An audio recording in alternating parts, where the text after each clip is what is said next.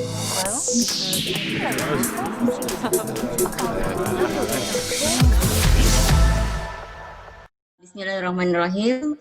Assalamualaikum warahmatullahi wabarakatuh.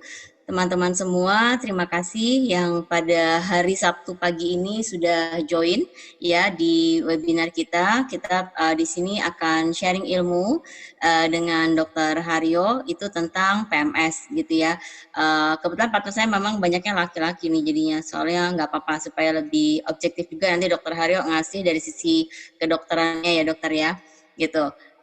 Di sini ini webinar kita yang kelima dari weekend. Kemudian ini rules of the game-nya boleh bertanya ya setiap saat untuk para peserta, dan para peserta nanti bisa bertanya melalui chat yang akan saya bacakan dan langsung akan saya tanyakan nanti ke narasumbernya. Tanpa berpanjang lebar, kita akan memulai sesi ini. Mudah-mudahan bisa bermanfaat ya. Jadi PMS ini sendiri seperti kita kenal yaitu sindrom premenstruasi. Ini akan dibawakan oleh narasumber kita Bapak Dr. Haryo Saksomo Bajoaji yang merupakan sekarang ini berkarir di kebidanan dan penyakit kandungan di Rumah Sakit Umum Fatmawati. Ya, jadi Dr. Haryo, selamat datang dokter. Terima kasih untuk waktunya. Terima kasih sudah mau sharing ilmu dengan kita pagi ini, dokter. Selamat pagi. Selamat pagi. Assalamualaikum Dr. Haryo. Waalaikumsalam warahmatullahi wabarakatuh. Oke, kemudian ini profil saya sendiri. Saya resign dari perbankan dan kemudian bergerak di bidang training, coach dan HR advisor. Untuk hal ini sekarang saya bergabung di Weekend dan Coder Indonesia. Nah, teman-teman, kita akan langsung memulai. Kita akan mempersilahkan Dr. Haryo untuk menjelaskan apa sih sebetulnya PMS itu sendiri. Silakan Dr. Haryo.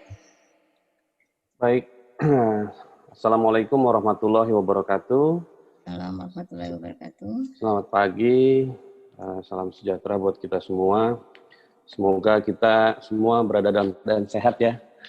Di zaman pandemi seperti ini, kita tetap semangat dan tetap masih bisa berbuat sesuatu yang berguna buat kita semua.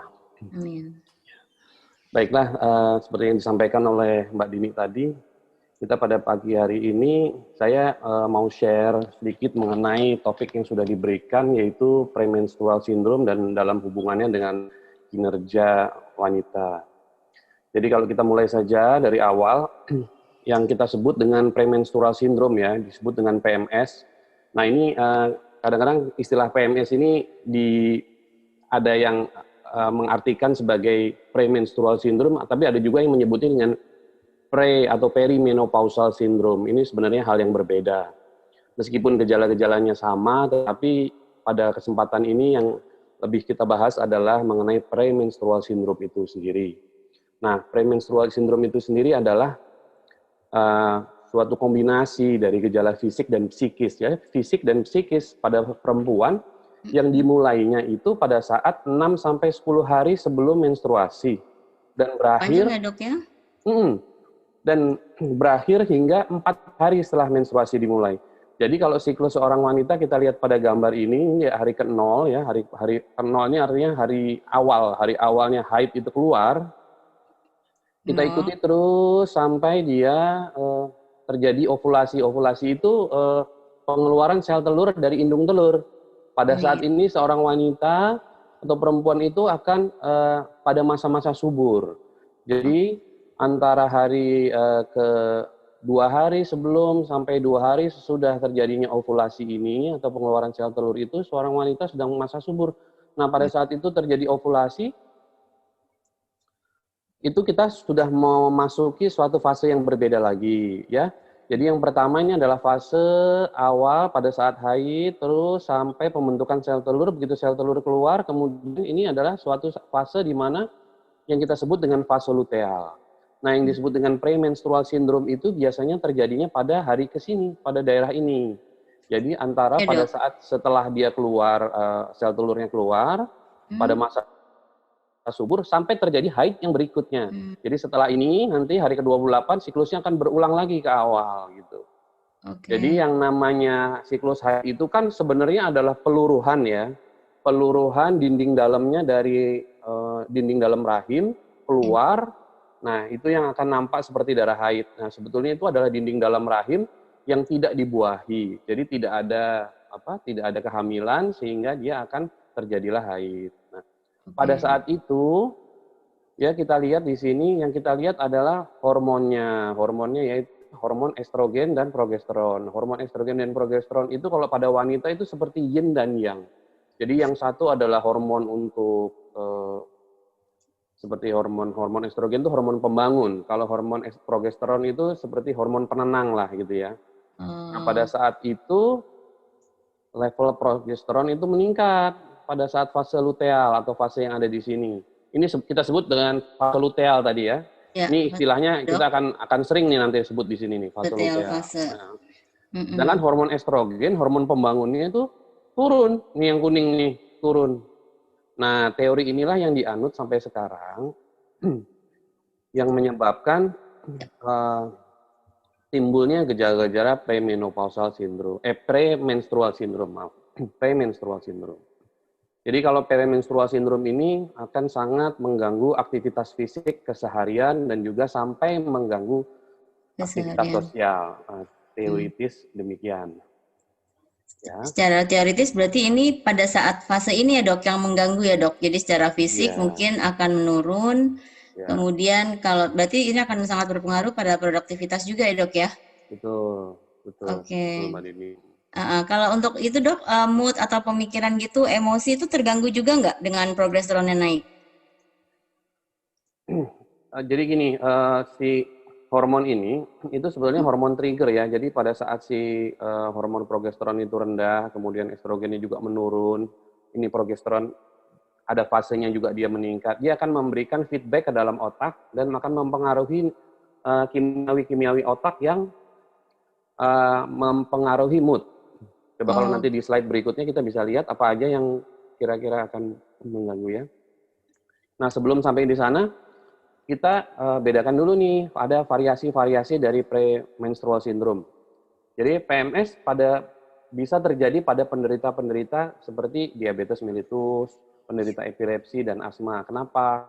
Karena penyakit diabetes ini sangat berhubungan dengan hormonal. Kemudian epilepsi ini sangat berhubungan dengan kimiawi otak. Jadi timbulnya kejang pada epilepsi itu sangat berhubungan dengan kimiawi otak yang tadi disebutkan yang salah satunya dipengaruhi oleh estrogen dan progesteron. Kemudian terjadi asma. Kita tahu asma pencetusnya adalah stres kan?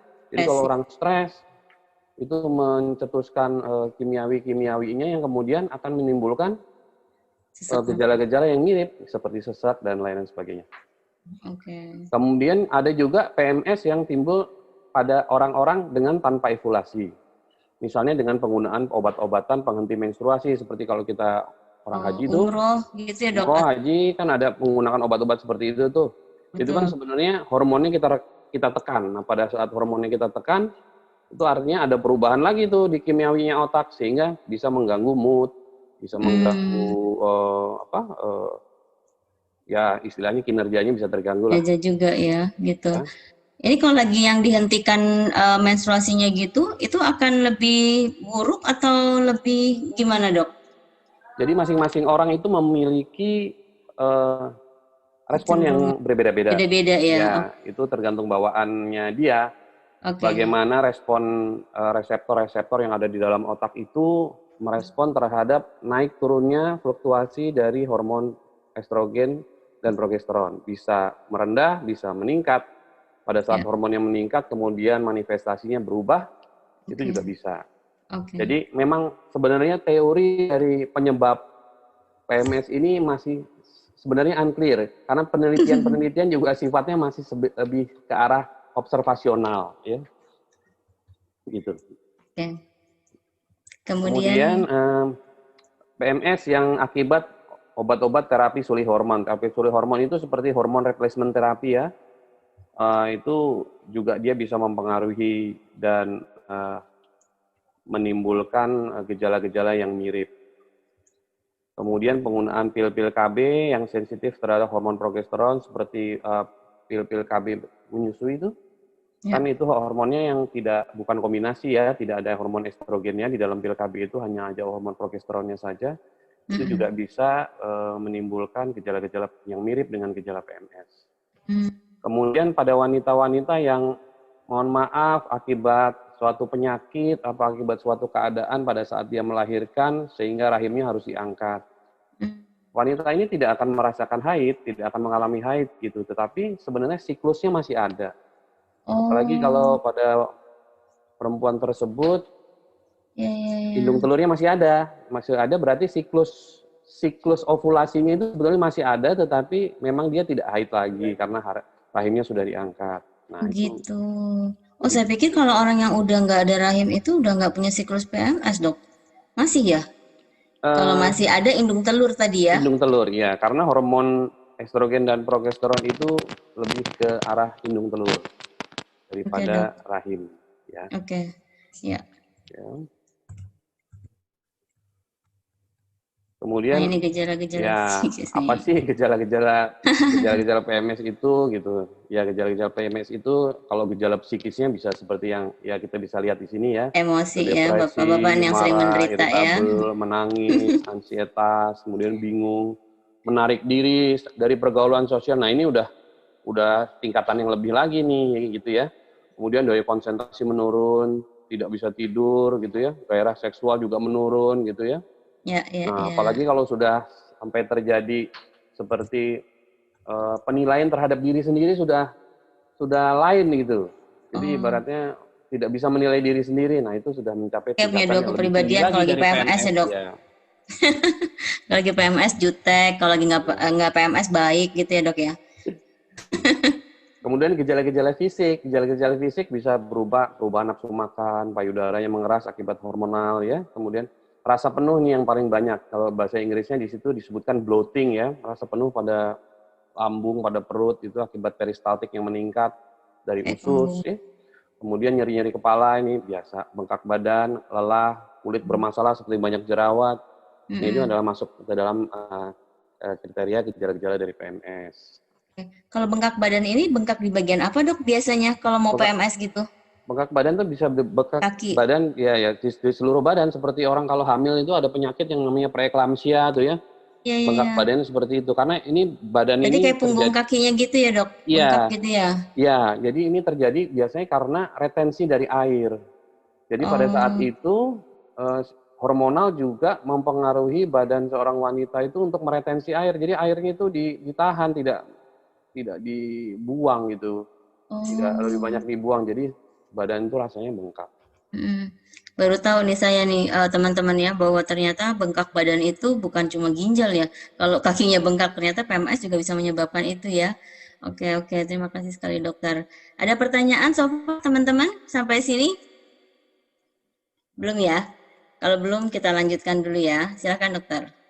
Kemudian efeknya di badan. Kalau kita lihat kita bisa urutkan dari mulai kepala sampai kaki gitu ya. Yang terjadinya di kepala ini, ditunjuk kepala itu sebetulnya karena otak gitu ya, karena adanya di dalam otak. Jadi perubahan mood.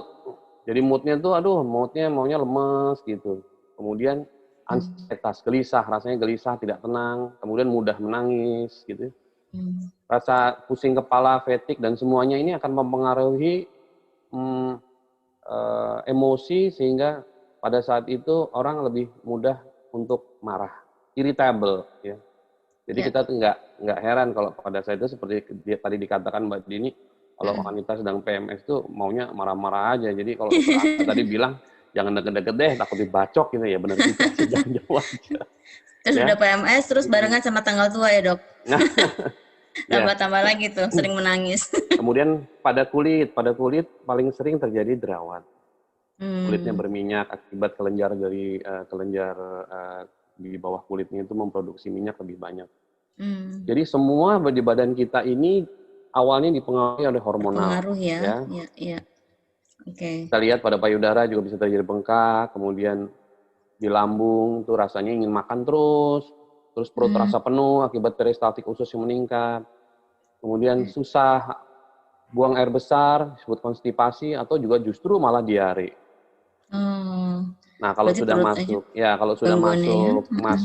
masa haid itu udah beda lagi. menstrual cramp tuh kayak nyeri haid itu sudah masuki fase yang lain lagi dari PMS itu sebetulnya ya. Gitu. Ya. Oke, selanjutnya.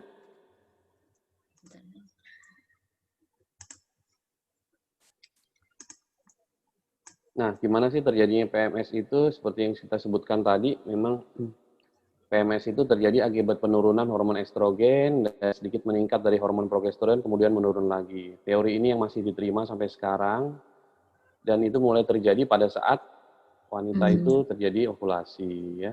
Gitu. Jadi ini memang suatu Enggak nih interaksi dok, perubahan. neurotransmitter otak ini kira-kira gimana sih dok? Jadi neurotransmitter otak ini kan kalau kita lihat dia ada hubungan tuh antara, jadi di otak itu ada kelenjar yang namanya hipotalamus, di bawahnya ada hipofisis. Nah hipofisis kemudian di bawahnya lagi menuju ke indung telur. Jadi biasanya jaras ini atau aksis ini atau jalur inilah yang akan mempengaruhi pengeluaran dari hormon ya. Nah setelah rangsang yang dari otak itu turun ke indung telur, terus kemudian mengikuti siklus ini, hormonnya turun, kemudian progesteron meningkat, kemudian pada ini akan mengirim sinyal kembali ke otak, kemudian akan menyebabkan kimiawi yang di otak itu mulai bereaksi dia. Reaksinya bisa macam-macam, yaitu tergantung dari badan si wanita itu sendiri. Jadi masing-masing orang tuh reaksinya berbeda-beda. Dan ini yang menyebabkan perubahan emosional dan timbulnya gejala-gejala fisik seperti yang disebutkan tadi ya. Nah, ini untuk yang bergerak di bidang HR nih, di sini pada saat dia follicular pulse ini justru dia sangat kreatif ya dok ya. Higher creativity, memory, social skills, and ability. Means ini berarti day 1 dia haid gitu dok, sampai day ke-14. Iya, di cycle-nya yang cycle-nya itu. Iya, jadi haid itu kan keluar pada saat hari pertama nih. Biasanya 3 hari, 4 hari, ada juga yang sampai 1 minggu ya. Kalau kalau udah 14 hari mungkin udah kepanjangan nih. Ya. Nah kalau kita lihat pada saat itu level hormon estrogen dan progesteron itu seimbang. Seimbang itu berarti bukan selevel jumlahnya.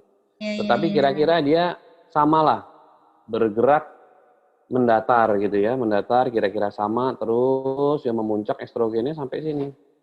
Nah, pada saat ini kalau kita hubungkan dengan kinerja atau PMS-nya datang lagi ya dok ya di fase luteal ini ini yang ya. bagus nih di situ, ini sini bagus. Jadi kinerjanya lagi bagus-bagusnya nih mestinya gitu ya.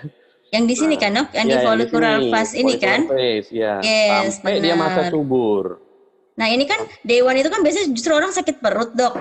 Terus dia bisa kreatif nggak keganggu fisiknya kan biasanya kan justru kan biasanya ya kalau gangguan mens itu kan terjadi tuh pada wanita di hari ke-1, kedua gitu kan sakit banget perutnya lagi banyak-banyaknya dan segala macam itu justru dia sebenarnya lagi kreatif-kreatifnya ya? Iya di sini. Cuman begini masalahnya kalau kita bicara mengenai premenopausal berarti kita akan bicaranya di sini ya. Kita melihatnya pada luteal phase. Jadi fase sebelum terjadi haid atau fase sebelum terjadi mens. Kalau nyerinya timbulnya di daerah ini atau pada follicular phase atau pada hari pertama, hari kedua, kemudian pada saat sakit-sakitnya itu masuknya udah menstrual pain. Kalau menstrual pain biasanya itu organik ya.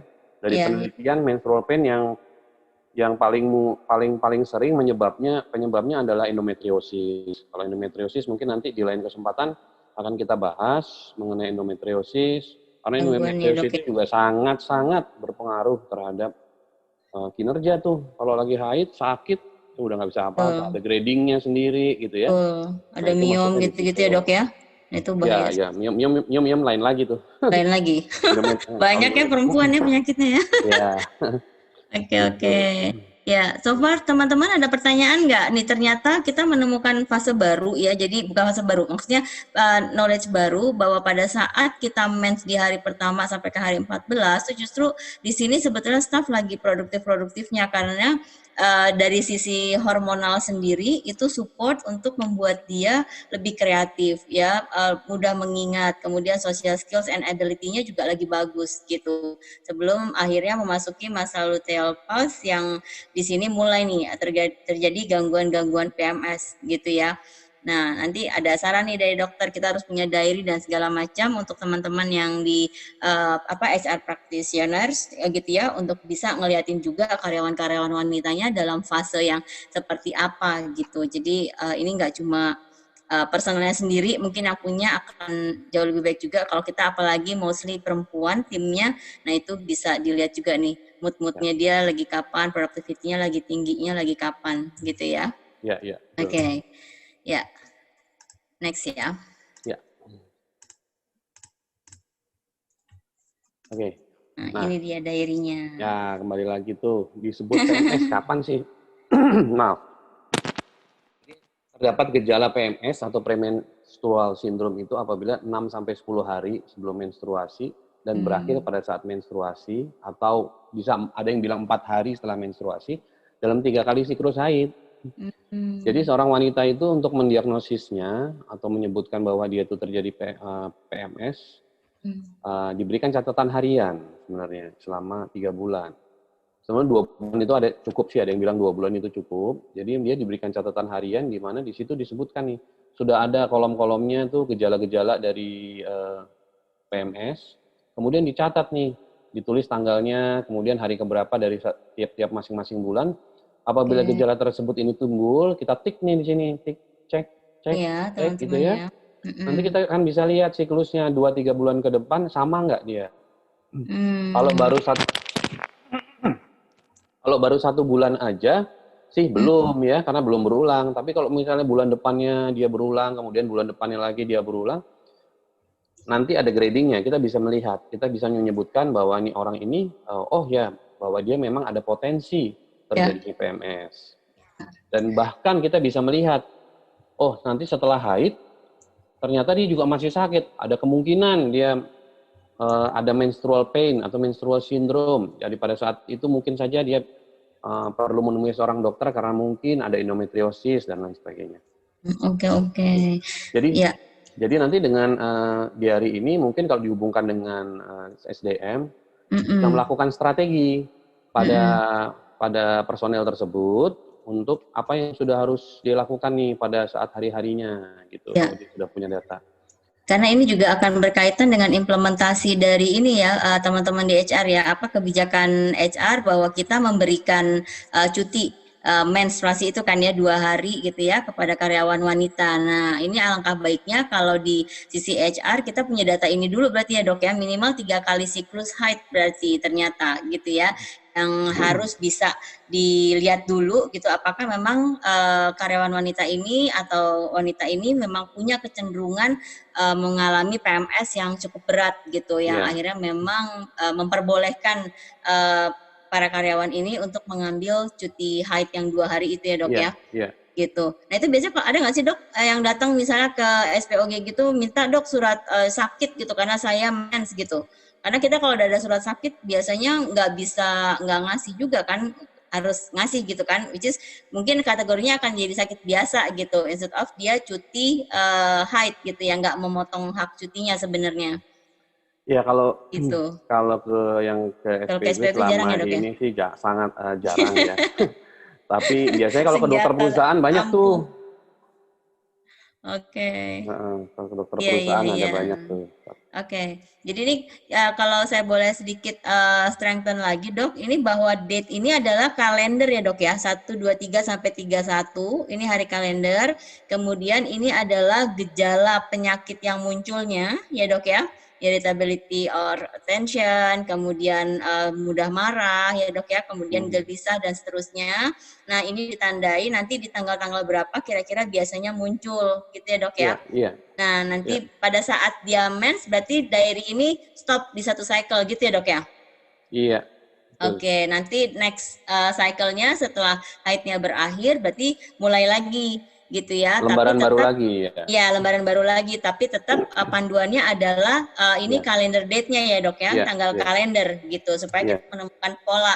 Saya misalnya sekarang Agustus ya, jadi Agustus, September, Oktober, nah September, udah mau September besok ya, September, Oktober, November gitu ya.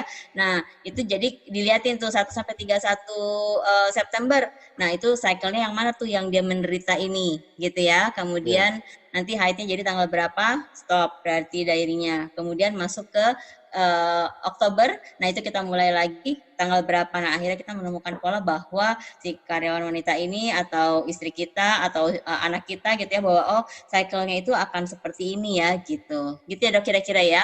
Ya. Oke dok, ada pertanyaan nih dok, sudah Ya, 3 nih silakan. pertanyaannya. Dari Mbak Carmila, thank you Mbak Carmila. Assalamualaikum, waalaikumsalam warahmatullahi wabarakatuh. Mbak Carmila ini menanyakan dok tentang bagaimana cara untuk mengatasi PMS tersebut, terutama gejala fisik. Misalnya, apakah ada makanan yang pantang menjelang PMS atau tips untuk meredakan nyeri? Terima kasih. Oh, kalau makanan nanti ada ya, Mbak, ya dok ya? Iya. Makanan-makanan pantangnya. Oke, Ya, dokter mau jawab sekarang atau kita masuk nanti? Kita ke slide berikutnya. Ke slide berikutnya ya. Ya. Bentar ya Mbak Carmila ya, nanti kita jawab. Ya, jadi ini must have artinya harus dimiliki oleh personelnya dan oleh line manager yang memiliki banyak staf perempuan ya, atau kita ibu yang mempunyai anak gadis ya dok ya, untuk bisa tahu ya. Oke, ini dia tahapan PMS-nya ya dok. Ya, jadi sebelum ke pertanyaan tadi, kita bahas makanan dulu. Nanti ada Mbak, saya udah baca. Maaf. Kita bahas dulu mengenai tingkatannya nih. Ya, boleh. Jadi kalau premenstrual syndrome itu kan gejala yang disebutkan tadi di atas ya. Nah ini ada lagi yang dibagi lagi sama mereka yang pembagiannya dengan yang disebut dengan PMDD. Jadi PMDD itu ada premenstrual dysphoric disorder. Jadi ini udah tingkatannya udah lebih lagi dari PMS, tapi dia terjadinya itu masih dalam kurun waktu yang sama. Jadi PMDD ini digolongkan adalah lebih ke arah psikiater ya, lebih ke arah psikiatri. Bukan lebih ke arah ginekologi, tapi lebih ke arah psikiatri, gimana terjadinya suatu gejala PMS yang berat gitu. Jadi gejalanya muncul sampai mengganggu aktivitas keseharian dan hubungan sosial. Jadi hubungan sosialnya saja sudah terganggu gitu. Termasuk penilaian terhadap dirinya sendiri. Jadi dia sendiri tidak bisa menilai diri sendiri. Dia merasa dirinya berubah. Dia merasa dirinya itu tidak sama seperti yang dulu. Waduh. Nah ini akan sangat menimbulkan gejala yang lebih bersifat psikiatrisnya lebih nyata gitu. Nah ini udah harus penanganannya harus komprehensif, jadi harus melibatkan tidak hanya seorang ginekologis, bukan seorang dokter umum, tapi harus lebih ke arah kita berkonsultasi kepada seorang psikiater.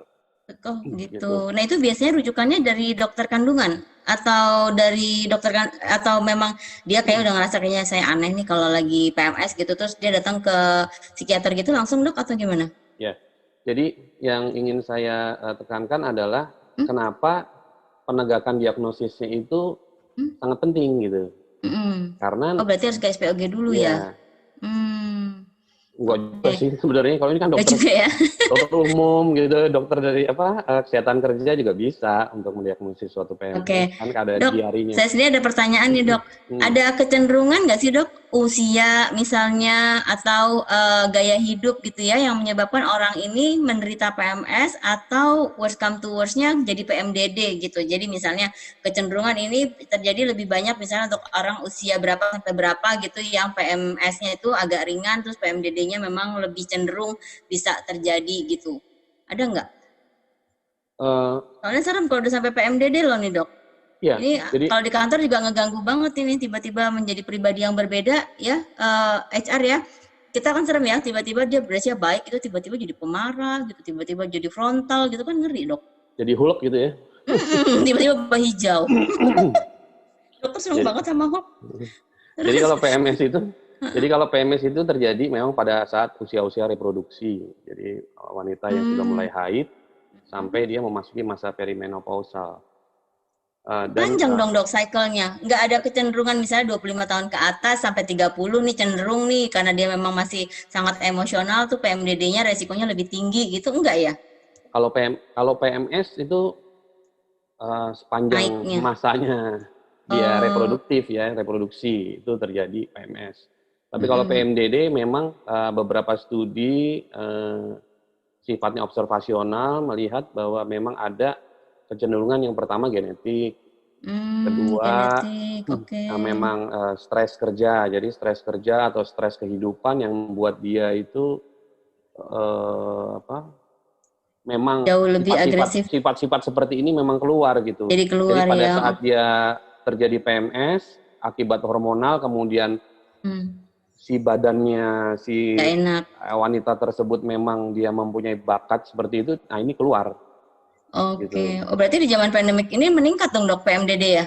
Kan stres ya ibu-ibu ya, di rumah terus ya, anak-anak juga ngumpul di rumah, listrik mahal, isi kulkas sering habis gitu, tiba-tiba tuh PMDD semua nih ibu-ibunya. Aduh kasihan banget. Ya, Tapi nanti kita belajar kan ya dok ya, gimana ya. cara mengurangi ini PMS untuk meningkat menjadi PMDD gitu ya dok ya? Ya. Oke. Ya, jadi kembali lagi tadi, kita mesti bisa membedakan bahwa dia cukup berhenti di PMS saja, yang kita sebut PMS, atau dia sudah meningkat kepada yang PMDD. Ini hubungannya dengan nanti terapinya. Ya, Kalau misalnya PMS saja, dokter umum, atau mungkin self-healing itu bisa, sampai dokter dokter kandungan itu dia bisa. Tapi kalau sudah masuk ke PMDD, kita harus berkolaborasi dengan seorang psikiater.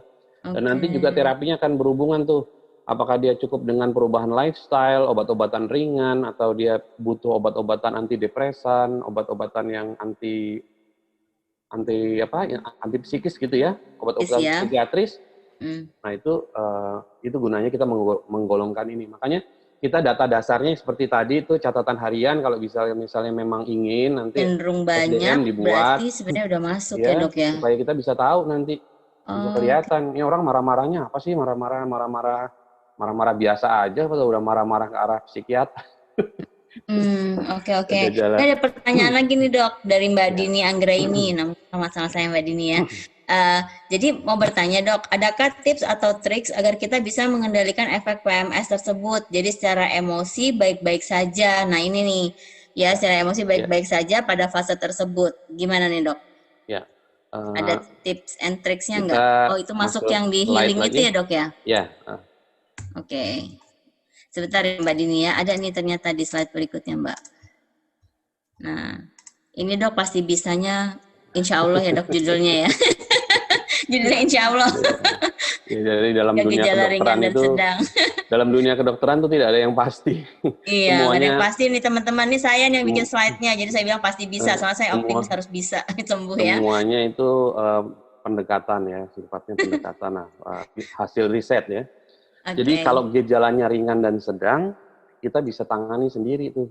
Jadi yang pertama, yang paling banyak diikuti orang untuk mengobati atau mengurangi atau mengatasi lah PMS itu, yang pertama perbaiki gaya hidup.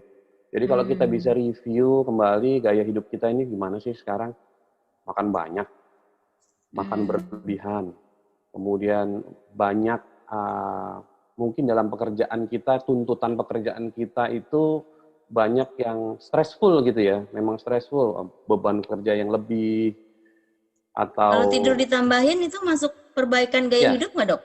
Ya, jadi kita jam tidur ya. Tidur itu termasuk relaksasi ya, jadi relaksasi itu juga penting sebetulnya. Intinya sebenarnya adalah bagaimana caranya kita kalau misalnya seperti ini itu mengalihkan perhatian kita atau perhatian si badan ini kepada sesuatu yang kita sukai. Jadi kalau kita mengerjakan sesuatu yang kita sukai itu, yang keluar itu kan kalau tadi disebutkan neurotransmitter otak atau kimiawi otak, yang keluar salah satunya adalah endorfin. Endorfin itu hormon kesenangan. Jadi hormon bahagia ya dok ya? Hormon bahagia. Hormon bahagia. Selain zikir tuh hormon bahagia penting untuk keluar ya. Oke, ini berarti sedikit menjawab tadi pertanyaan Mbak Carmila ya Mbak ya, bahwa tadi makanan apa yang kira-kira bisa dikonsumsi untuk mengurangi gejala-gejala PMS nih Mbak. Berarti ini makannya sedikit tapi sering Mbak, rendah gula, rendah garam, kaya serat, kalsium, magnesium. Ya, gitu kira-kira Mbak. Ya. Jadi makan sedikit tapi sering artinya kalau kita tadinya biasa makan, makan ini porsi besar gitu ya, sekaligus. Gado-gado atau apa gitu, porsi besar ya. Jadi kayak orang hamil. Kalau saya nasihatkan mirip orang hamil nih, makan sedikit-sedikit tapi sering. Jadi perut selalu terisi, perut tidak kosong, perut tidak diberikan kesempatan untuk terisi oleh udara. Sehingga selalu ada yang dicerna sama usus. Jadi istilahnya lambung sama usus itu ada kerjaan gitu. Sehingga dia kontraksi dari usus itu tidak akan berlebihan dan dia tidak akan terlalu banyak diam juga. Jadi selalu ada yang dikerjai. Nah, Oke. dietnya seperti apa? Dietnya itu rendah gula. Rendah Rendah gula gula. tapi banyak karbohidratnya. Oh, Jadi makan yang sedikit-sedikit itu banyak karbohidrat, tetapi rendah gula. Maksudnya supaya membuat kadar gula di dalam darah itu stabil.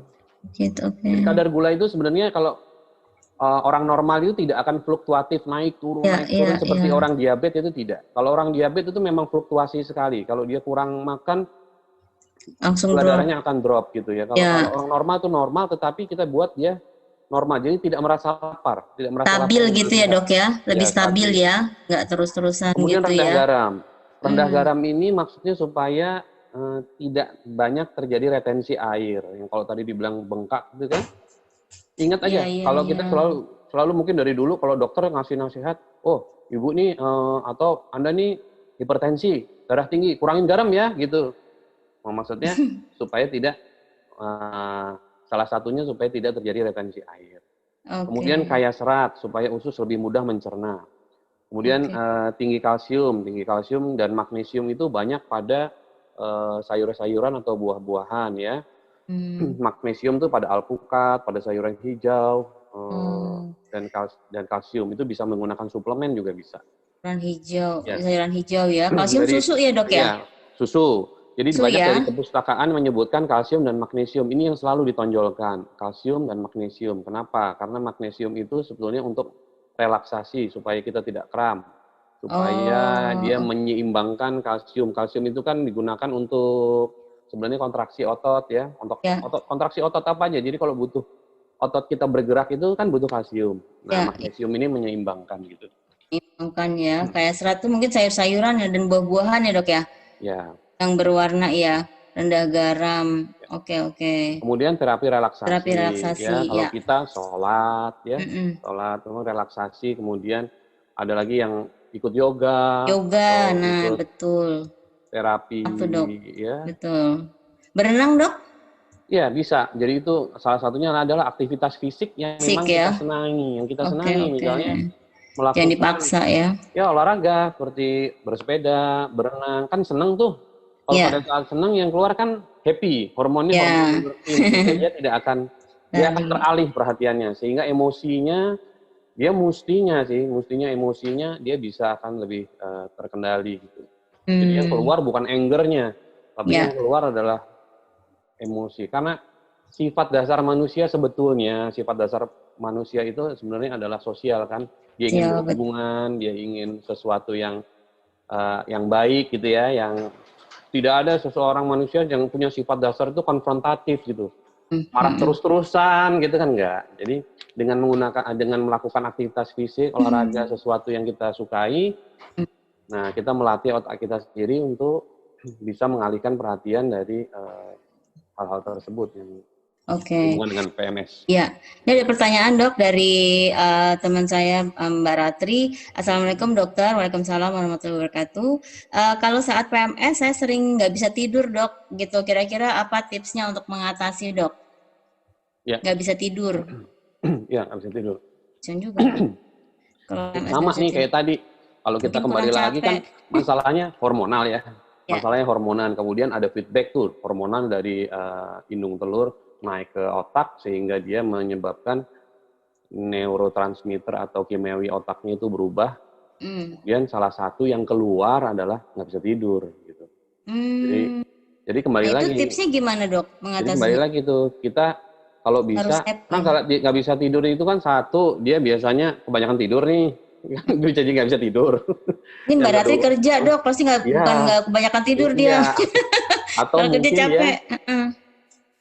kurang lelah Hmm. atau belum jamnya tidur kan bisa gitu ya. Hmm. Jadi kita cari jamnya kita tidur di mana kita harus tidur. Kemudian kalau Hmm. kurang lelah atau misalnya dia rasanya memang nggak, kita bisa buat badan kita sedikit sedikit exhausted gitu dengan tadi Hmm. melakukan aktivitas fisik, Hmm. olahraga, jalan. Masa jalan kalau capek dia nggak capek, nggak badan kan juga minta gitu untuk Hmm. saya mau istirahat nih gitu. Atau Nah, mungkin ada kandungan makanan yang ngeganggu nggak dok? Soalnya setahu saya Mbak Ratri ini juga olahraga dok. Dia pelari ya, nih dok. ya. Bisa ditambahkan Hangat ya? dosisnya. Jadi dosis masing-masing orang itu kelelahannya kan berbeda-beda. Bisa kita Oh, tambahkan di situ, kemudian kita bisa coba untuk berkonsentrasi ke arah tidur, kita relax ya.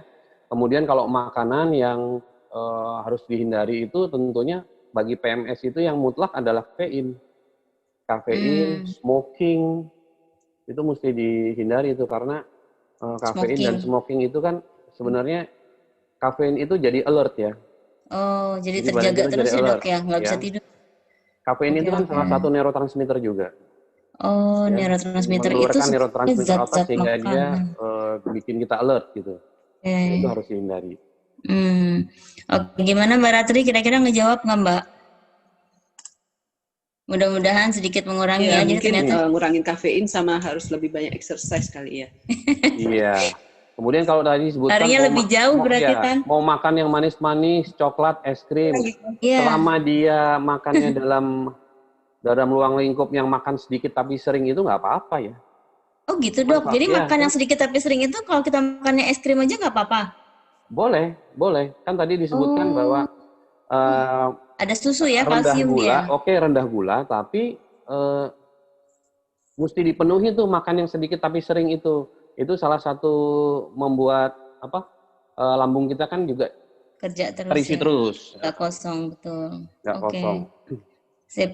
Oke, langsung 2 dijawab oleh dokter Mbak Carmila. Mudah-mudahan terjawab ya Mbak. Jadi biasanya PMS bawaan saya mau makan yang manis-manis, coklat, es krim, apakah salah satu pengaruh dari kimiawi otak dan bagaimana mengatasinya. Jadi kalau itu termasuk yang tadi makannya sedikit tapi sering, nggak apa-apa Mbak. Ya Alhamdulillah ya. Berarti kita bisa makan es krim terus Mbak. Oke, next ya. Next ya. Oke. Nah, ini latihan fisik. Nah, ini berhubungan dengan pertanyaan yang pertama tadi. Ya, yang tadi Nah, Mbak Rati tanyain juga nih. jadi latihan fisik itu disebutkan di kepustakaan dan dari pengalaman itu sangat membantu ya. Ya. Pertama membuat kita lebih lelah, membuat otot lebih exhausted. Kemudian itu kalau kita mengerjakannya dengan senang atau hobi, itu akan membantu pengalihan Mengurangi pikiran, depresi. pengalihan pikiran dari ya tadi yang tadinya terkonsentrasi kepada gejala-gejala PMS-nya, Ya. kemudian akan teralih kepada hal-hal yang memang kita senangi gitu. Jadi tidak sempat otak kita tuh memikirkan yang sana. Mungkin gejalanya masih ada, tetapi nggak dipikirin sehingga nggak timbul keluar ya. Oke. Ya, jadi meningkatkan adrenalin, kemudian meningkatkan denyut jantung dan fungsi pernapasan itu selain membantu kesehatan juga bisa mengurangi gejala-gejala depresi. Depresi itu sebenarnya timbul kan karena kita ada pikiran dari otak sesuatu yang tidak kita sukai gitu atau tidak menyenangkan sehingga dia depres. Handle gitu ya. Ya, tapi kalau kita bisa Frustasi mengalihkan dia. itu kepada sesuatu yang menyenangkan, jadi orang akan happy dan itu bukan depresi gitu ya. Oke. Latihan fisik jadi ya dok ya, pokoknya yang membuat adrenalinnya ini meningkat, terus denyut jantungnya juga naik gitu ya dok ya, fungsi pernapasannya juga maksimal gitu ya, terus dapat mengurangi. Nah ini nggak berenang ada, bersepeda, tapi sekarang pandemik aman nih dok kalau kita jalan, aerobik, sepeda gitu. Jaga jarak aja. Intinya kan sebenarnya Jaga jarak tetap sebenarnya ya. latihan fisik kan tidak harus di jalanan. Di rumah ya, pakai juga treadmill bisa. juga nggak apa-apa ya dok? Boleh. Tapi kapan sih kita melakukan ini gitu loh sebetulnya? Pada saat PMS atau pada saat tiap hari? Tiap hari. Jadi kalau ini kita hubungkan dengan perubahan gaya hidup, perubahan pola hidup tadi. Jadi latihan fisik ini dan kebiasaan-kebiasaan ini yang tadi disebutkan itu harus dilakukan sehari. Jadi bukan hanya pada saat gejala muncul gitu. Jadi nggak menunggu gejalanya muncul baru lari ya dok? Ya, lakukanlah itu misalnya pada saat fase folikuler. Itu udah mulai dikerjain tuh, dari mulai haid, kerjain. Pada saat haid olahraga kan nggak apa-apa, boleh gitu ya. Minimal berapa lama sih dok kalau setiap hari kita ngelakuin secara kontinu gitu? 15-20 menit itu cukup. 15-20 menit cukup. Ya, studi juga mengatakan 15-20 menit sehari dengan target nadi latihan yang tercapai itu cukup. Oh, tuh teman-teman. Jadi nggak perlu lama-lama ternyata ya. Jadi kita cukup 15-20 menit selalu menyediakan waktu setiap hari untuk olahraga. Minimal ya stretching di rumah ya, lari-lari, kemudian jalan, sepeda dan seterusnya ya. Oke. Nah, ini kira-kira metode relaksasi yang dapat menghilangkan gejala ya, Dok ya. Ya, Oke. jadi kalau kita nih yang nomor satu sholat ya, Meditasi. sholat kalau yang muslim, kemudian bisa yang lain bisa juga ada cara dengan bermeditasi, kemudian yoga, kemudian pijat relaksasi itu bisa kita lakukan. Itu semuanya relaksasi, kemudian berusaha supaya kita melupakan hal-hal yang kita gejala-gejala dari PMS itu ya. Jadi kita seperti pengalihan pikiran, membuat sesuatu dari yang tadi yang tidak menyenangkan menjadi sesuatu yang senang, ya, jadi yang menyenangkan. Kemudian relaksasi juga bisa berarti beristirahat yang cukup, tidur yang cukup. Kalau misalnya tadi memang tidur itu sulit, kita bisa seperti yang sudah disebutkan tadi, kita bisa membuat bagaimana supaya kita bisa untuk merasakan ingin tidur atau mengantuk atau capek gitu ya, kita membuat badan kita capek sehingga kita bisa dengan mudah tidur. Tapi kalau misalnya gejala tidak bisa tidurnya kemudian berkembang terus, ya mungkin gitu udah kita butuh obat-obatan yang kalau mengganggu sekali ya. Karena kalau kurang tidur itu yang keluar bukan cuma gejala psikis aja, tapi fisik semuanya juga terganggu. Jadi turun ya, Dok ya, daya tahan tubuh segala ya. Ya, tahan tubuh turun. Ya. Oke. Nah, ini diet makanannya nih. Ya, diet makanan yang sudah sebutkan tadi, diet kaya karbohidrat dan serat. Maksudnya supaya peristaltik usus itu baik, karbohidrat supaya kadar gula itu terjaga, tetapi kurangi gula, karena dengan makan yang banyak kemudian gula yang tinggi, yaitu kita menambah risiko untuk terjadinya diabetes, apalagi untuk orang-orang yang sudah mempunyai bakat ya. Kemudian diet kaya kalsium dan magnesium seperti yang disebutkan tadi, sumbernya dari sayuran, salah satunya buah alpukat ya. Kemudian menghindari zat-zat kafein, kopi boleh tapi tidak berlebihan. Kemudian Coklat, Dok? Beda nggak, Dok? Coklat bukan kafein ya? Ya, tapi maksudnya boleh nggak kalau misalnya? Coklat boleh.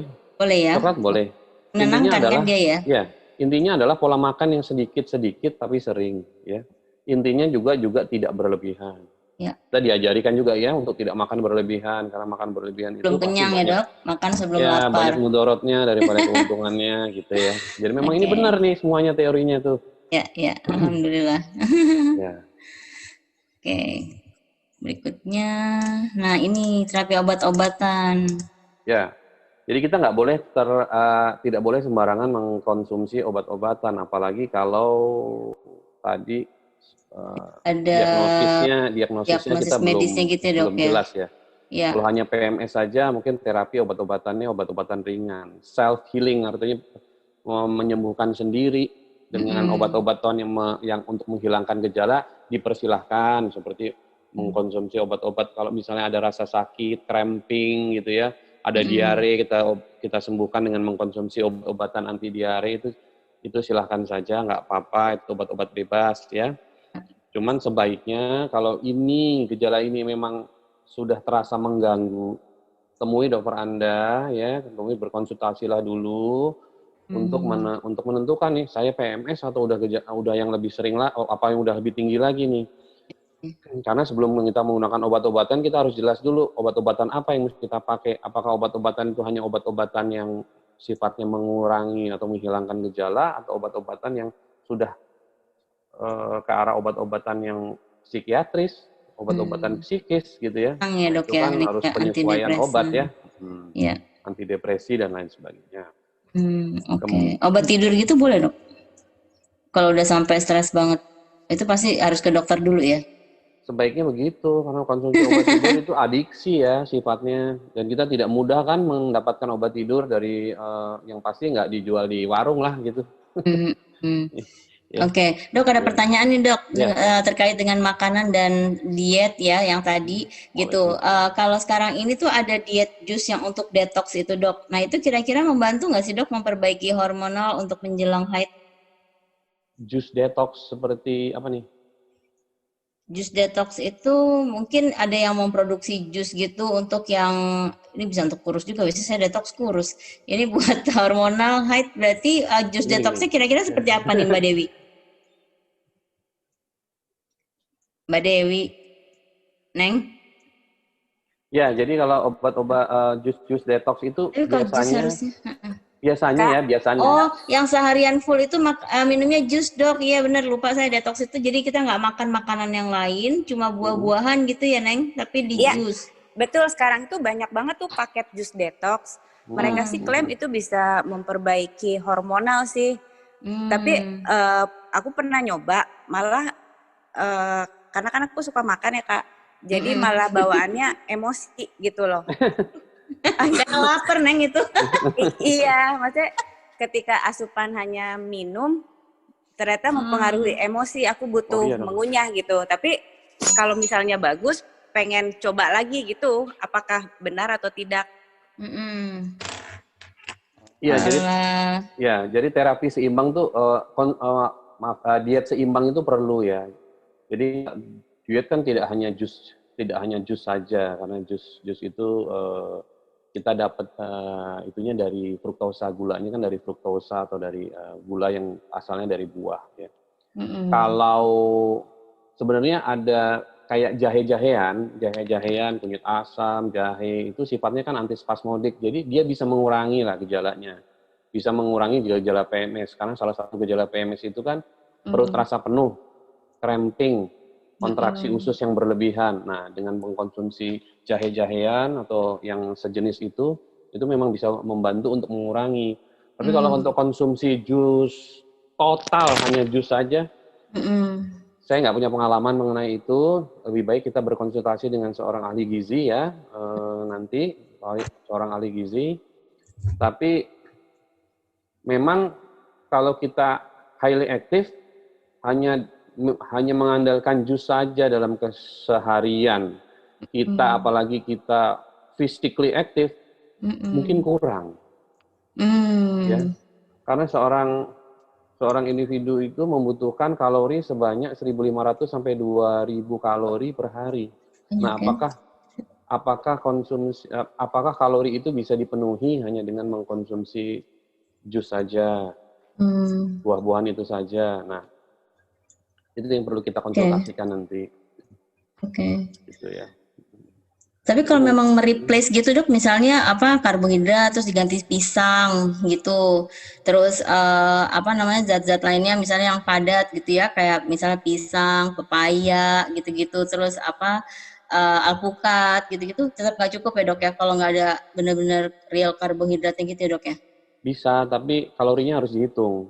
Kalori, iya benar-benar. Ya, dihitung per piece, per buah, per potong. Jadi nanti dietnya akan diatur oleh seorang ahli gizi. Nah, ini kalorinya cukup sekian. Nah, kandungannya dari makanan itu terdiri dari apa saja gitu. Oke. Jadi kalau tadi diminum coba marah, kemudian itu ya mungkin karena kandungan kalorinya atau gulanya kurang. Bisa aja. Atau mahal harganya dok, jadi bikin stres. Marah deh. Oke. Kira-kira menjawab nggak, Neng? Neng Dewi. Mudah-mudahan bisa menjawab ya. Terima kasih, Kak. Thank you, dokter. Ya, terima kasih. Ya, thank you. Terima kasih. Oke. Nah, kemudian kita bisa